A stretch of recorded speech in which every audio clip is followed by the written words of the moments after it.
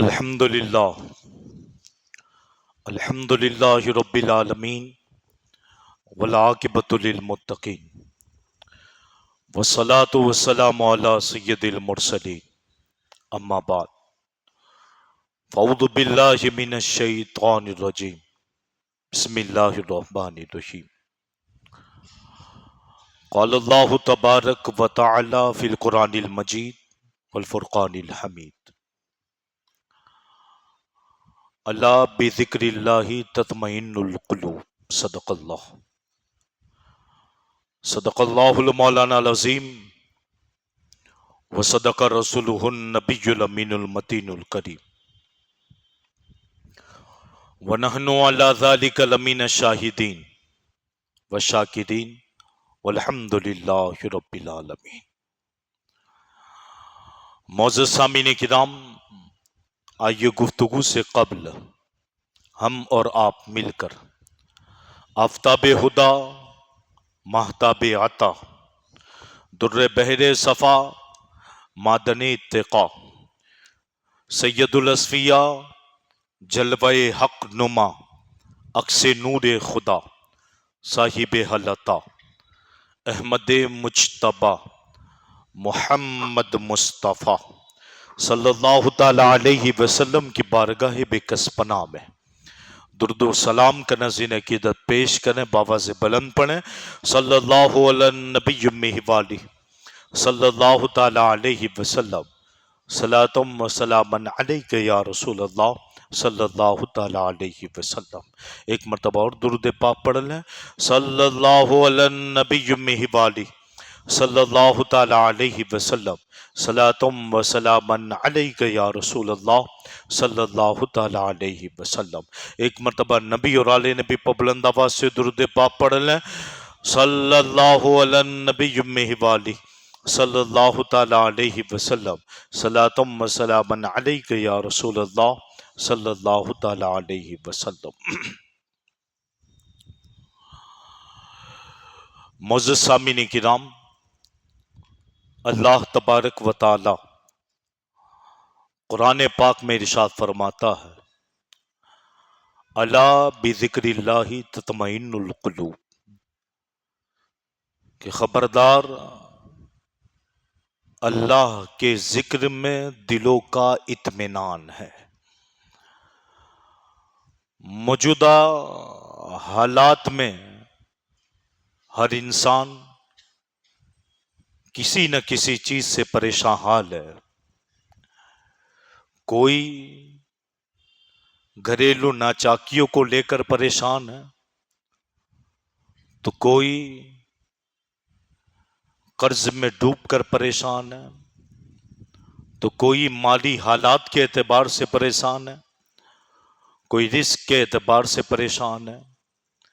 الغرض پریشانیاں مختلف ہے اور ہر آدمی اس میں گھرا ہوا ہے، یعنی سکون نہیں ہے، اطمینان نہیں ہے۔ سکون و اطمینان گویا کہ ختم ہوتا نظر آ رہا ہے۔ ہر شخص کی زبان پر شکوے ہیں، شکایت ہے، شکر کی کمی ہے۔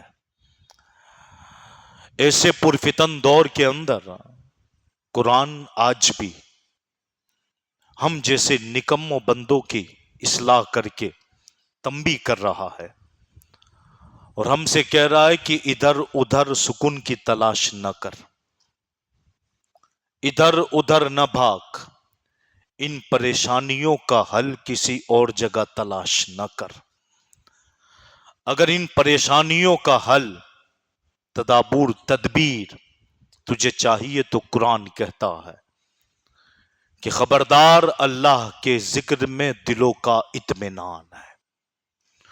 دل کو سکون، دماغ کو قرار اللہ تبارک و تعالی کے ذکر سے ملتا ہے، مگر حالات ہمیں وہاں تک لے گئے کہ آج ذکر کی محفل، فکر کی محفلیں ختم ہوتی نظر آ رہی ہے۔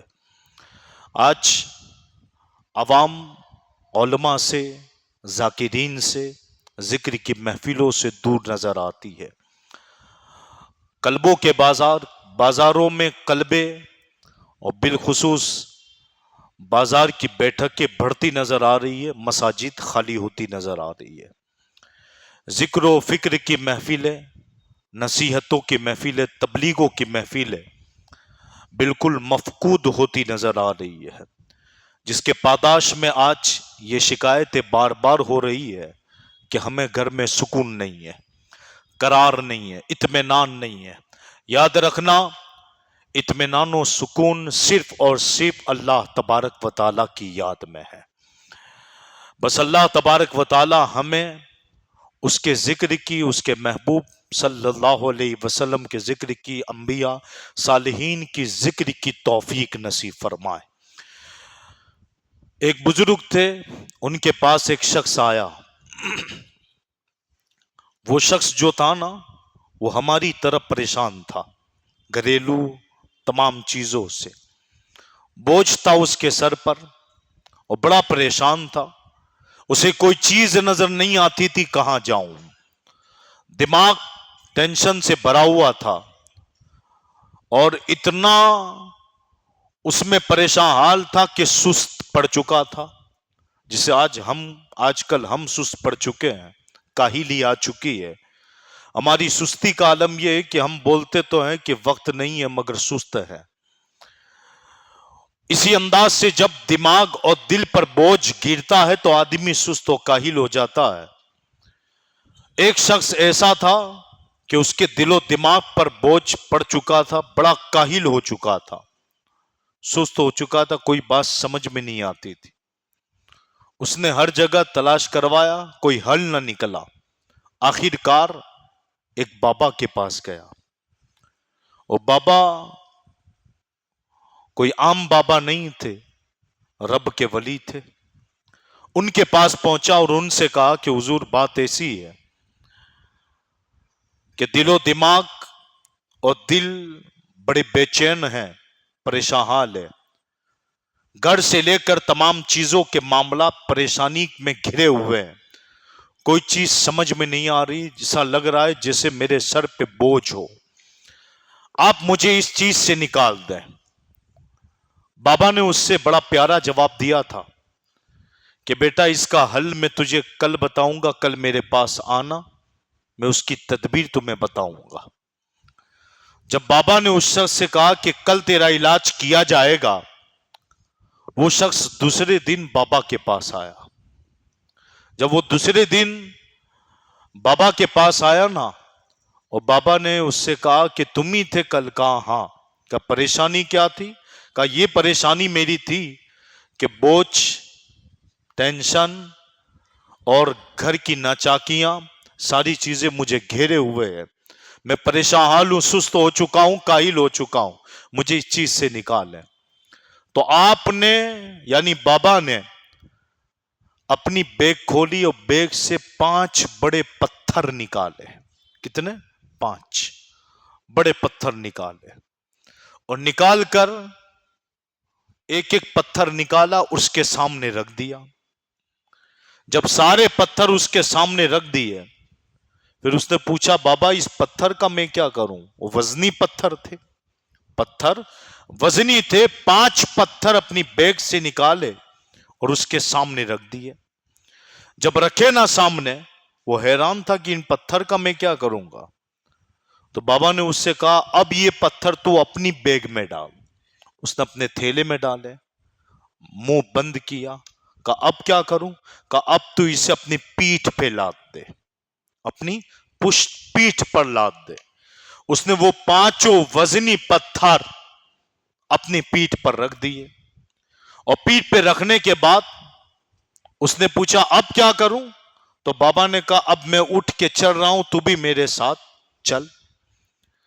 बाबा चलने लगे, वो शख्स भी आपके पीछे पीछे चलने लगा। रास्ते में सोचने लगा, ये बाबा मुझे पत्थर पीठ पे लाद के करवा क्या रहे हैं। मगर बाबा खामोशी के साथ आगे बढ़ रहे थे। वो शख्स भी पत्थर लाद कर आगे बढ़ रहा था। जब बाबा काफी दूर आगे पहुंचे ना, तो आपने मुड़कर उस शख्स के चेहरे को देखा तो परेशान था, थक चुका था। جب اس کے چہرے پر نظر پڑی نا، یہ ہے واقعہ مگر بزرگ کا بیان کیا ہوا، اس میں بہت ساری حکمتیں چھپی ہوئی ہے۔ جب بابا نے اس کے چہرے کی جانب دیکھا تو کہا کیا حال ہے؟ کہا حضور تھک چکا ہوں۔ کہا تھک چکے ہو کس کی وجہ سے؟ کہا یہ پتھر جو پانچ تم نے لاد رکھے ہیں نا، اس کی وجہ سے میں تھک چکا ہوں۔ تو بابا نے کہا ایک کام کر، گانٹ کھول، ایک پتھر نکال دے۔ اس نے ایک پتھر نکالا، پھر منہ بند کیا، پھر کہا اب 4 پتھر لے اور آگے بڑھ۔ اب ایک پتھر کم ہوا، بوجھ کچھ کم ہوا، وہ پھر آگے بڑھنے لگے۔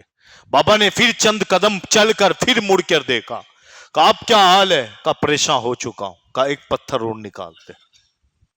اسی طرح آگے بڑھتے رہے یہاں تک کہ 5 پتھر اس کی پیٹھ اور پشت سے آپ نے ہٹا دیے۔ جب ہٹائے نا، پھر اس کو اپنے سامنے بٹھایا اور کچھ چلایا اور چلا کر پھر بٹھایا اور پھر اس سے پوچھا اب بتا کیا حال ہے؟ کہا اب سکون محسوس کر رہا ہوں، اب سکون محسوس کر رہا ہوں۔ بابا نے اس سے پوچھا یہ سکون کی وجہ کیا ہے؟ کہا 5 پتھر تھے، بوجھ بنے ہوئے تھے، جب یہ پیٹھ سے ہٹے اب مجھے سکون ہے۔ بابا نے کہا سون، تیرے درد کا علاج یہی ہے کہ اپنے سر سے بڑے 5 پتھروں کو نکال دے، اللہ تجھے سکون عطا کر دے گا۔ اس شخص نے کہا حضرت، ہاتھ پھیر کے کہا میرے سر پہ تو کوئی پتھر نہیں ہے، میرے سر پہ تو کوئی پتھر نہیں ہے۔ کہا تو پاگل ہے، تیرے سر پہ بظاہر کوئی پتھر نہیں ہے، دماغ میں تیرے پتھر بھرے ہوئے ہیں۔ بولے میں سمجھا نہیں کس بات کا؟ آپ نے فرمایا سب سے پہلے حسد کا پتھر نکال دے، سکون ملے گا۔ کینے کا پتھر ہٹا دے، سکون ملے گا۔ لالچ کا پتھر ہٹا دے، سکون ملے گا۔ اور جسے معاف کرنا مشکل ہو اسے معاف کر دے، سکون ملے گا۔ اور تیرے دماغ کی گندگیوں کا پتھر دور کر دے، تجھے سکون ملے گا اور ہر وقت مطمئن رہے گا۔ یہ جو سست ہو چکا ہے نا تو، اس کی وجہ یہ ہے کہ تو نے اپنے دماغ میں پتھر بھر رکھے ہیں۔ آج ہمارا بھی یہی حال ہے، رشتہ داروں کے تعلق سے حسد کے پتھر ہمارے دماغوں میں ہٹ نہیں رہے، اسے جس دن ہٹا دو گے نا سکون آ جائے گا۔ اور حسد ایک طرح کا نہیں ہوتا، دوست نے ترقی کر لی، رزق کے اندر آپ ٹانگ کھینچنے لگو گے، یہی حسد ہے، یہی بھول جاؤ۔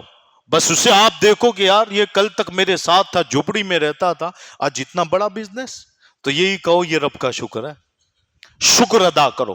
ناشکری تمہیں اور نیچے لا دے گی اور شکر تمہیں ترقی پذیر بنا دے گا، شکر تمہیں ترقی پذیر بنا دے گا۔ تو سب سے پہلے حسد کا پتھر نکالو، ذکر عام کر دو، رب کا ذکر عام کر دو، شکر عام کر دو۔ کینے کا پتھر نکالو، کینہ نہ ہو دل کے اندر، کینہ ہو ہی نہیں۔ اور ہمارے معاشرے کا حال تو یہ ایک دوسرے سے کینے، رشتہ داروں سے کینے، دوستوں سے کینے۔ اگر کوئی ایک ذرہ برابر بھی قدم آگے بڑھا رہا ہے تو کینے کے سوا وہ آگے بڑھ ہی نہیں سکتا۔ فوراً آگے پیچھے والوں کو، رشتہ داروں کو، دیس احباب کو اور اس کو جاننے والے پہچاننے والوں کو کینہ اور حسد آ جاتا۔ لالچ کا بوجھ اور پتھر نکال دو۔ کیا مطلب؟ لالچ کا پتھر نکال دو، کیا مطلب؟ جتنا کما رہے ہو اسی میں شکر ادا کرو۔ لالچ کر کے سود میں نہ پڑ جاؤ کہ سود دوں، لوں، دلواؤں، للواؤں اور لے کر گویا کہ آگے ترقی پذیر بن جاؤں۔ نہیں نہیں، یہ لالچ، اس کا پتھر نکال۔ یہ ٹینشن تو خود اپنے آپ کو دے رہا ہے اور بڑھا رہا ہے۔ جتنا کما رہا ہے اسی میں زندگی میں سکون سے کھا لے، سکون سے کھا لے، قناعت اختیار کر، سکون سے کھا لے۔ ایک بزرگ نے بڑا پیارا جملہ کہا تھا، بڑا پیارا جملہ کہا تھا، اتنا کماؤ کہ بستر پر سکون کی نیند آ سکے، بستر پر سکون کی نیند آ سکے، حرام کی کمائی میں مت پڑ جاؤ۔ یہ لالچ کا پتھر اپنے دل و دماغ سے نکال دو، بوجھ ختم ہو جائے گا۔ آپ کو پھر ایم ڈی ڈرگس اور ڈرگس لینے کی ضرورت نہیں پڑے گی، ایسے ہی آپ کو سکون مل جائے گا۔ آپ کو پھر نشاور چیزیں لینے کی ضرورت نہیں پڑے گی، ایسے ہی سکون مل جائے گا۔ جب آپ اپنے ہی کمائی پر، محنت کش کمائی پر اطمینان اور قناعت کر لو گے نا، تو یاد رکھنا کبھی سود کی طرف ذہن نہیں جائے گا، کبھی سود کی طرف ذہن نہیں جائے. یہ سود کی طرف ذہن جانا یہی تو ذہن کو بگاڑتا, یہی تو پیٹ بگاڑ دیتا. اور جو پیٹ بگاڑ دے, معدہ بگاڑ دے نا, وہ دماغ بگاڑ دیتا, دل بگاڑ دیتا. اور جب دل بگڑ جاتا ہے تو بات سمجھ میں نہیں آتی, بات سمجھ میں نہیں آتی. اس لیے بزرگوں نے کہا بڑے جو بات کہہ دے اسے مان لیا کرو, بڑے جو بات کہہ دے اسے مان لیا کرو. پیر کے ہاتھ میں ہاتھ دیا ہے نا, پیر کو پیر بنایا ہے, تو اب پیر کو پیر ہی مانو, اب پیر کو اپنا مرید مت بنواؤ. حضور شیخ الاسلام والمسلمین اکثر کہتے تھے, اکثر فرماتے تھے, ایک دور وہ تھا کہ مرید پیر مانتا تھا, اور آج کل کے مریدوں کا حال یہ ہے کہ وہ پیر کو مرید بناتے ہیں کہ میں تیری نہیں تو میری مان, میں تیری نہیں تو میری مان. حضرت اکثر فرمایا کرتے تھے, اکثر, کیونکہ بڑی صفت آدمی ہے نا, جانتے ہیں سب کی صفتوں کو کہ کون کس مزاج کا. پہلے کا حال یہ تھا کہ پیر اگر کہہ دے نا کنویں میں کود جا تو آدمی کود جاتا تھا, پھر بچانا پیر کا کام ہے. آج تو پوچھیں گے کیوں کودوں, کون بچائے گا؟ یہ کیوں, لفظ کیوں پیر کے سامنے چلتا ہی نہیں ہے. اس لیے اس بزرگ فرماتے علماء کہ پیر کے سامنے کیوں نہ کہو, استاد کے سامنے کیوں کہو. استاد اگر کہی یہ الف ہے تو پوچھو کیوں, یہ الف کیوں ہے, یہ با کیوں ہے, یہ با کے نیچے نقطہ کیوں ہے, تے کے اوپر 2 نقطے کیوں ہے, سے پر 3 نقطے کیوں ہے. یہ استاد سے کیوں کہو, مگر پیر کے سامنے کبھی کیوں نہ کہو, کیوں نہ کہو. آج کل پیری سے کہا جاتا ہے کیوں, آج کل پیری سے کہا جا رہا ہے کیوں. تو بعض وہ ہوتے ہیں جو سمجھتے ہی نہیں, سمجھداری نہیں ہے, اور سمجھتے نہیں ہیں, ان کو بات سمجھ میں آ بھی نہیں سکتی ہے, بات سمجھ میں آ بھی نہیں سکتی. اسی لیے میرے پیر و مرشد نے جس کے دل بند ہو جائے نا, اس کے پھر کان, آنکھ, زبان سب بند ہو جاتا. تو دل کی دنیا کو سنوارنے کے لیے ذکر الہی کیا کرے. اللہ بذکر اللہ تطمئن القلوب, خبردار اللہ کے ذکر میں دلوں کا اطمینان ہے. اور آج کل تو بعض ہماری قوم میں وہ لوگ ہیں جو سمجھنے کو تیار, ان کو سمجھاؤ کہ بھائی ان کے ساتھ نہ بیٹھو, نہیں سمجھیں گے, ان کے ساتھ مت اٹھو, نہیں سمجھیں گے, الٹا ہم پہ دلیل کریں گے, الٹا ہم پہ دلیل. یہ ہمارے معاشرے کے حالات بنتے چلے جا رہے ہیں. اسی لیے حضور شیخ الاسلام نے بھروچ کی سرزمین پر ایک واقعہ بیان کیا تھا جو مجھے یاد آ رہا ہے. حضرت فرماتے ہیں ایک بادشاہ تھا, اس نے اپنی سلطنت میں اپنی پجا کو بلا کر اعلان یہ کیا کہ ایک مسئلہ میں تمہارے سامنے پیش کر رہا ہوں, اگر کوئی مجھے سمجھا دے تو میں پوری سلطنت اس کو دے دوں گا, میں پوری سلطنت اس کو دے دوں گا. بادشاہ نے یہ کہہ دیا, وقت دیا 1 دن کا, کل مجھے کوئی سمجھا دے تو پوری سلطنت میں اسے دے دوں گا.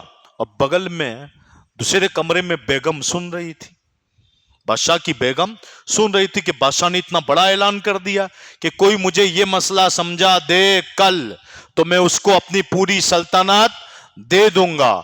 یہ کہہ کر عوام چلی گئی. بادشاہ نے اعلان کر دیا. جب پجا اٹھنے لگی نا, بیگم دوڑ کے آئی بادشاہ کے پاس, کہنے لگی بادشاہ سلامت, آپ نے یہ کیا اعلان کر دیا؟ بولے کیا؟ تم نے کہہ دیا کہ اگر کوئی یہ مسئلہ سمجھا دے میں اسے سلطنت دے دوں گا. بادشاہ نے کہا اعلان تو کیا ہے, دے دوں گا. تو بیگم نے کہا اگر کسی نے سمجھا دیا تو بادشاہ کہنے لگا بیگم میں بھی ان سے زیادہ ہوشیار ہوں, میں سمجھوں گا ہی نہیں, میں سمجھوں گا ہی نہیں. تو آج کل کچھ لوگ ایسے بھی ہیں سمجھنے کو تیار ہی نہیں ہے, اسی لیے لڑائی بڑھتی ہے, جھگڑے بڑھتے ہیں. اس لیے کہا دماغ میں جو پتھر جم چکے ہیں نا اسے دور کر دو, کینا کا پتھر. اب تو کینے کی حد تو یہاں تک ہے نا, بس بوکات کوئی سناتا ہے نا ہمیں آ کر کہتا ہے ائمہ علماء سے کینا آنا, کوئی کھڑا ہو گیا نماز کے لیے, چالو نماز میں یہ کھڑے ہوئے ہم نماز نہیں پڑھیں گے, مسجد چھوڑ دی. یعنی سب مسجد بھی تبدیل کر رہے ہیں کینا کی بنا. آپ کو ہوا کیا؟ یہاں نہیں تو وہاں, یہاں نہیں تو وہاں, یعنی 10 مسجدیں. بڑھاپا آ گیا مگر اب تک یہ سمجھ میں نہ آئی کہ کینا رکھنا کس سے. کینا رکھنا تھا تو ان سے رکھنا تھا نا جو گستاخ رسول ہو, جو گستاخ صحابہ ہو, جو گستاخ اہل بیت ہو. آپ رکھ کہاں رہے ہو کینا؟ اور پھر آپ کہتے ہو ہم ترقی پذیر قوم بن جائے, تو کبھی نہیں ہو سکتا. پھر آپ سوچو کہ ہم ترقی پذیر معاشرے میں گویا کہ پرواز اور پروان چڑھیں, یہ کبھی نہیں ہو سکتا. پروان اور پرواز چڑھنے کے لیے ضروری ہے کہ سب سے پہلے اپنے دل کو پاک و صاف کرنا ہوگا, اپنے دل کو پاک و صاف کرنا ہوگا. اس لیے علماء فرماتے ہیں زندگی گزارنے کے جو آسان طریقہ ہے نا، آسان زندگی بنانے کے جو سب سے پہلا اصول ہے، نمبر 1 شکوے شکایت بند کر دے. کوئی پوچھے کیا حال ہے تو کہ الحمدللہ علی کل حال، ہر حال میں اللہ کا شکر ہے، ہر حال میں اللہ کا شکر ہے. یہاں تو رمضان آنے سے پہلے اگر کوئی پوچھ لے کیا حال ہے تو 90 شکایت تو ایسے ہی بیان ہو جاتی ہے تاکہ کوئی کچھ مدد کر دے. نہیں، یہ سب طریقے اختیار نہ کریں، یہ سب طریقے اختیار نہ کریں. جب کوئی پوچھے کیا حال ہے تو یہی کہے رب کا شکر ہے الحمدللہ، ہر حال میں اللہ کا شکر ہے. شکر کرنا شروع کر دے، اللہ دینا شروع کر دے گا، اللہ دینا شروع کر دے گا. اور پھر فرمایا دوسرا طریقہ یہ آسان زندگی، سکون والی زندگی جینے کا، اپنے آپ میں جو ضرورت سے زیادہ چیزیں ہیں اس کا بوجھ اپنے آپ سے ہلکا کر دے، کم کر دے. کیا مطلب؟ دماغ سے گندگیاں نکال دے. جو آپ کو سوچنا ہے، آج کمانا ہے، آج کا سوچے، کل کا رب پہ چھوڑ دے. کل کی فکر آپ نہ کریں، زیادہ نہ سوچے، کل کی فکر آپ نہ کریں، اتنا ہی سوچے جتنا آپ کو ضرورت ہے. اس میں آپ مطمئن رہو گے. اس لیے کہا ضرورت سے زیادہ جو چیزیں اسے ڈیلیٹ کر دے اپنے ذہن و دماغ اور ہر چیز سے نکال دے. موبائل میں جس کی ضرورت ہے نمبر اسی کے رکھے، باقی ڈیلیٹ کر. ضرورت سے زائد ہو ڈیلیٹ کر دے. جیب میں اتنا ہی رکھے جتنی ضرورت ہے. کیا مطلب؟ علماء فرماتے ہیں لگے کسی کا قرضہ ہے آپ کے جیب میں، اس کو نکال کر قرضہ ڈال دے. کل کیا ہوگا؟ وہ رب آپ کو کھلا دے گا. جو جانور و چرند و پرند کو کھلاتا وہ آپ کو بھی کھلا دے گا. بوجھ بڑھا کر قرضہ میں ٹائم بڑھا کر اپنے آپ کو ٹینشن میں نہ ڈالیں، جو جیب میں وہ ڈال دیں، تجوری صاف کر دیں. کیا مطلب؟ جو ضرورت سے زائد ہے، جتنی ضرورت ہے اتنا رکھیں، جو ضرورت سے زائد ہے بانٹتے رہیں، کیونکہ جو بانٹتا ہے رب اسے عطا کرتا. یہ آسان اصول ہے. اگر ان اصولوں پر ہم عمل کر دیں تو انشاءاللہ زندگیاں آسان ہو جائے گی، زندگیاں آسان ہو جائے گی. مگر ان اصولوں پر عمل نہ کر کے ہم تو کہ ایک جیب بڑا ابھی 3 اور بڑھ جائے، اسی فکر میں آدمی ٹینشن میں رہتا، اور یہی چیز آدمی کو نشیلی بنا دیتی ہے. یہی چیز آدمی کی نشیلی بنا دیتی ہے. اس لیے کہا ذہن سے ان پتھروں کو دور کر دو، ذہن سے ان پتھروں کو دور کر دو، انشاءاللہ آپ کا بوجھ کم ہو جائے گا. اور دلوں کا ذکر، یہ جو رب کا ذکر ہے نا، وہ دلوں کو پاک و صاف کرتا، دل کو پاک و صاف کرتا. یہ جو مہینے گزر رہے ہیں نا، یہ شعبان المعظم آقا کا مہینہ، پھر رمضان برکتوں والا مہینہ آنا، ایک مہینہ اور گزرا رجب المرجب، اور رمضان پھر برکتوں والا، عبادتوں والا، سجدوں والا مہینہ ہمارے درمیان، روزوں والا مہینہ ہمارے درمیان آ رہا، جس میں کثرت کے ساتھ ذکر کر کے اپنے دلوں کو پاک و صاف کر دیں. کیونکہ جن کے دل پاک و صاف ہو جاتے ہیں نا، پھر ان کے کان، آنکھ، زبان، دل سب کچھ کام کرنے لگتا ہے. اسی لیے میرے پیر و مرشد نے کہا تھا، حضور شیخ الاسلام والمسلمین نے، یہ کہنے کی بات ہے کہ ہاتھ نے گناہ کیا، ہاتھ نے گناہ کیا، قدم نے گناہ کیا، آنکھ نے گناہ کیا. نہیں نہیں نہیں، میرے پیر و مرشد کہتے اگر کوئی تم سے کہے آنکھ بہک گئی، آنکھ نے لڑکی کو دیکھ لیا، آنکھ نے موبائل میں گندی چیزیں دیکھ لی، تو کہنا نہیں، یہ آنکھ کا گناہ نہیں ہے. ہاتھ نے رشوت لے لی، ہاتھ نے سود لے لیا، ہاتھ نے والدین کی توہین کی، تو کہنا یہ ہاتھ کا گناہ نہیں ہے. کوئی کہے کہ قدم نے چل کر فلم گاہ کی طرف گیا، قدم چل کے گناہوں کی طرف گیا، تو کہنا یہ قدم کے گناہ نہیں ہے، بلکہ ان سب کو بگاڑنے میں سب سے بڑا کردار دل کا ہے. دل بگڑا تو آنکھ بگڑی، دل بگڑا تو ہاتھ بگڑا، دل بگڑا تو قدم بگڑے. اگر دل سورا ہوتا ہاتھ گناہ نہ کرتی، اگر دل سورا ہوتا آنکھ گناہ نہ کرتی، اگر دل سورا ہوتا تو قدم گناہ نہ کرتے. کیا مطلب؟ دل ہی بگڑ گیا. جب دل سیاہ ہو گیا، گناہ کر کر کے سیاہ اور کالا ہو گیا، تو اب نصیحتیں داخل نہیں ہو رہی ہے. اب اسے لاکھ سمجھاؤ گستاخوں کے ساتھ نہ بیٹھو، لاکھ سمجھاؤ گستاخ صحابہ سے دور رہو، لاکھ سمجھاؤ گستاخ اہل بیت سے دور رہو، تو اس کے دل میں بات داخل نہیں ہوگی. جب دل میں داخل نہیں ہوگی تو کان کی چسکی بن جائے گی. کان کی چسکی سے مراد مزہ تو آئے گا، مولانا صاحب بڑا پیارا بیان کرتے، مگر دل میں داخل نہ ہوگا. یہ دل میں داخل نہ ہونے کی وجہ ذکر کی کمی ہے. جس پیر کے ہاتھ میں تو نے ہاتھ دیا تھا، اس پیر نے جو تجھے شجرہ تھمایا ہے نا ہاتھ کے اندر، اس شجرے میں لکھا ہوا تھا فجر سے لے کر عشاء تک کے معاملات، اور گویا کہ حق ہو اللہ کی ضربوں کے معاملات، لا الہ الا اللہ کی ضربوں کے معاملات. یہ ضربے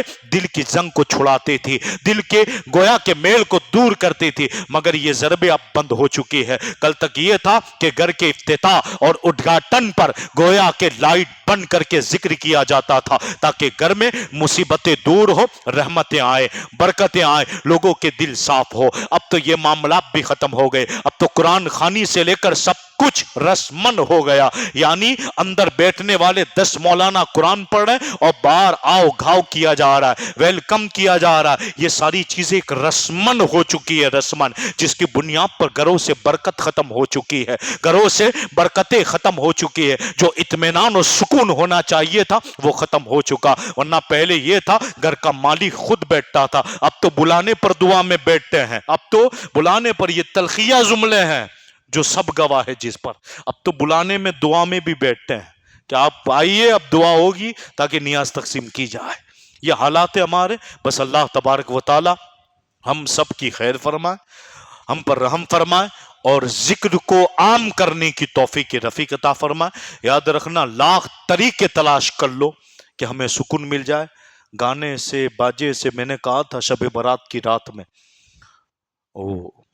صلاۃ التسبیح کی نماز میں حضور نے فرمایا تھا قرب قیامت میں 5 بڑے فتنے ہوں گے, جس میں سے ایک فتنہ بڑا ہوگا جو قوم کو تباہ کر دے گا. صحابہ نے پوچھا یا رسول اللہ وہ کون سا ہے؟ کہا گنا, گانا, رقص, ڈانس, سونگ. آج شادی سے لے کر ہر رسم و رواج کی ویڈیو میں سونگ بھرا پڑا ہے. آپ کا موبائل بغیر سونگ کے کھلے گا ہی نہیں, بغیر سونگ کے کھلے گا ہی نہیں. آپ انسٹا کھولو, واٹس ایپ سے لے کر تمام چیزیں سونگ سے بڑی, اس میں سارے کے سارے ملوث ہیں, سارے کے سارے ملوث ہیں. بغیر سونگ کے کھلتا ہی نہیں. فجر میں کھولو تب بھی سونگ, رات میں سوتے وقت کھولو تب بھی سونگ, یعنی آپ کا اٹھنا بھی سونگ کے ساتھ ہے, آپ کا سونا بھی سونگ کے ساتھ ہے, یعنی گانے کے ساتھ ہے. تو آپ مجھے بتائیے پھر برکتیں کہاں سے آئے گی, پھر قرآن پڑھنے کی توفیق کہاں سے ملے گی؟ پورا مہینہ پورا سال گزر جاتا ہے, ہم قرآن دیکھ کر نہیں پڑھ پاتے. بل اللہ تبارک و تعالیٰ سے دعا ہے کہ مولا تبارک و تعالیٰ ہم سب کو سب سے زیادہ ذکر کرنے کی توفیق رفیق نصیب فرمائے. اب اس ماحول کو پھر زندہ کریں, ذکر کی محفلیں رکھوائیں, ذکر کریں, ذکر سے دلوں کا اطمینان ہے. اللہ تبارک و تعالی ہم سب کو ذاکرین میں شمار فرمائے. السلام علیکم ورحمۃ اللہ وبرکاتہ.